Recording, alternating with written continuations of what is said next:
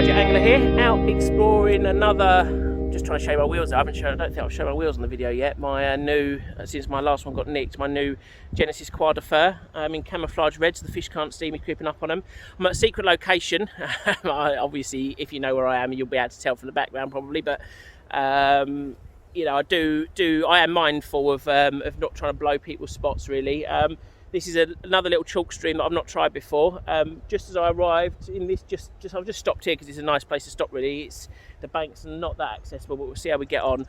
Just seen a really nice shoulder dace, about 8 inches long, about 10 of them, just taking bits off the surface. So it's nice and mild, still really on the warm side of mild to be honest, even though we're getting on really.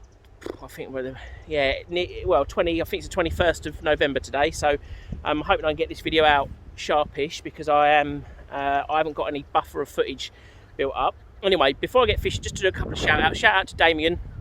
I met him on the River Lee before I left London and promised him a shout out and totally forgot, and he did remind me on Facebook, so thanks for reminding me, mate. And shout out to you, and also shout out to Nigel and Daniel, who I met last week. You're the first people that have ever recognised me that's not been in London or on the Norfolk Broads, so shout out to you two. It was nice to meet you out fishing, and congrats on the big trout you caught. And yeah, I'm going to try and do some fishing myself now.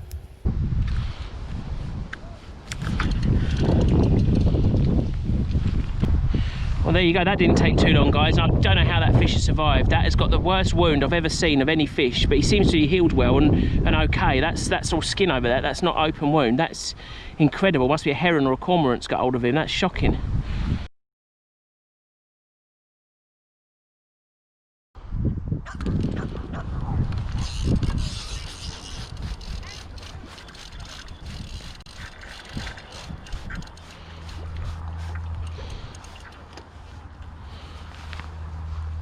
There you go, guys, lovely little chublet there, just on a couple of maggots, absolutely cracking. Actually, I'm going to revise that and say it's a dace, not a chub.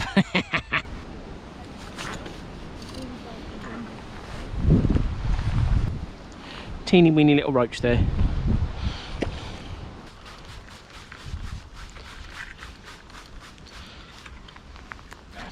Definitely a bit tiddly today, guys.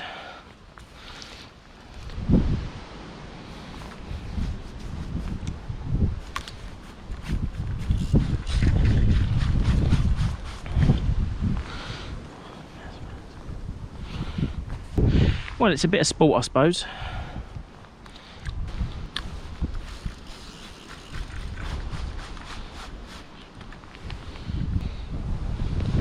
Another little roach there. That one's got little black edges to his fins.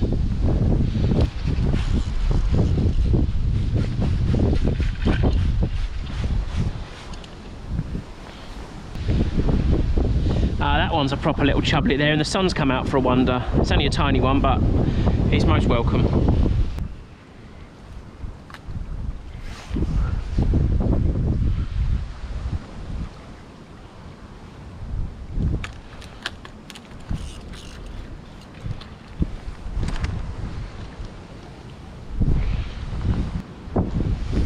Beautiful little chublet there, guys. Shame I've had nothing bigger, but I think I'm getting closer to the spot where I might get some. I've got a good feeling about it down here. Right, guys, just recording a bit of a voiceover here. I did try and do a bit of a talk about this swim when I was actually out, but the wind was really blowing a hoolie along there, and it made the sound quality on the mic unusable. You know, sometimes I'll persevere with it, but in this case it just wasn't worth it. So I'm using some of the GoPro footage. I'm just going to talk you through the swim, and hopefully you can see as I'm making a couple of casts in this footage what's going on with the river. So there are two fallen trees in the swim, one to the right, one to the left.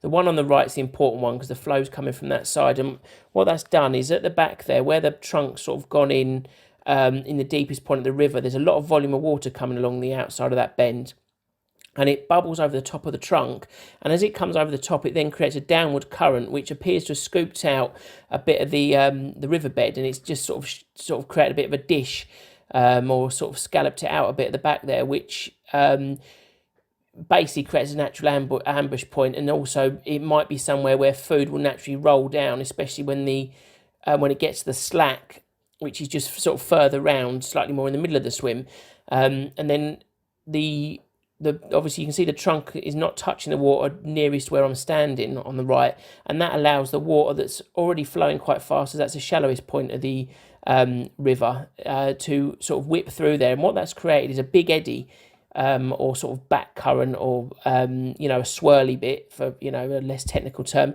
in the middle of the swim. And of course that's a natural place where bait's going to accumulate, and bits and bobs and detritus, because it's not being pushed, taken away by the river. It's kind of swirling back on itself and eventually sinking.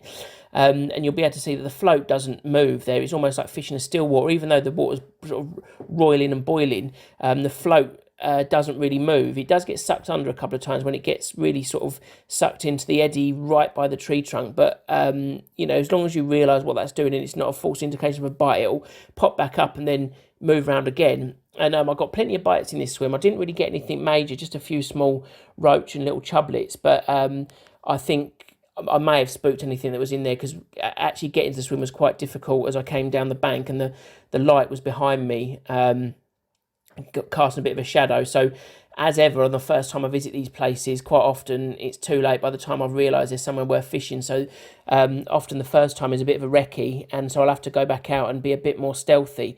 And just to mention the fallen tree on the other side, really that's just a hazard. I got snagged up in it a couple of times, did manage to retrieve the gear, and didn't lose anything or anything like that. So that wasn't too bad. But although it was a bit of a pain to fish, and did look like a bit of a pain, the tip of the day really is don't neglect it. Get stuck in, get down there and have a look. And I make loads of floats now, so if I lose one, it's not gonna, while it represents a bit of work, it's not it's not gonna break the bank. And I wouldn't like to lose gear, but I would also say don't, be bold, be brave, take a risk when it comes to making those casts near the snags, because the rewards quite often will be brilliant.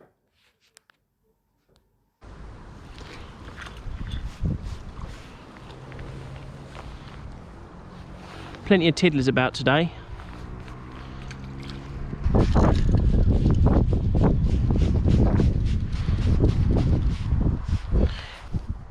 An absolutely monster minnow there, guys. That's enormous.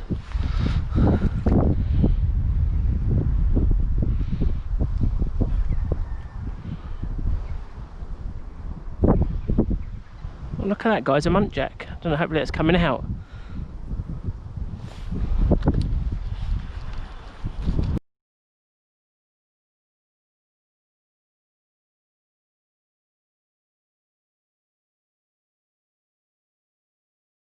Well, guys, that was another venue explored. Not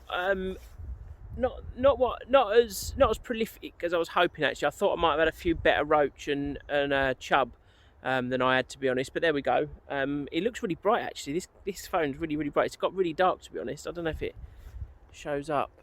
No, it doesn't. The sky still looks really light. I was struggling to see the float, and I've just lost the thing. And got a little visitor. I've lost 2 floats today, which is a pain, and they were both ones that I only finished varnishing yesterday. So that's such is life. But still, another venue explored, another spot ticked off, added to the list of places up here where I'm still learning, finding new places and everything. Really, really nice. I've met a few people out fishing. They were all lure fishing, to be honest, all after the chub as well. But no, the 2 guys I spoke to were lure fishing didn't have anything either. So one of those days. But it is getting cold now. It has been really mild for the time of year, but it's not super warm. So to be expected. Got another session tomorrow on a sort of a commercial venue, Henlow Bridge Lakes. I've been there before. They've got part of the river running through it and a couple of lakes, so hopefully get a blog out of that as well. Anyway, I've probably waffled on for enough time now. I'm now going to head home. So if you've enjoyed that, please hit that thumbs up and drop me a sub, and do remember to check out my social media. You can find the Facebook page at The Budget Angler if you just search Facebook. We've also got the London Angling Community Facebook group and the Budget Angler Community Facebook group, where you can come and share your catches, tips, have a look at some of the stuff I catch that doesn't make it onto the blog, the floats I make, stuff like that. Also on Instagram and Twitter as well, but I don't do too much on them anyway. Waffled on for enough. So cheers, guys. Fish on.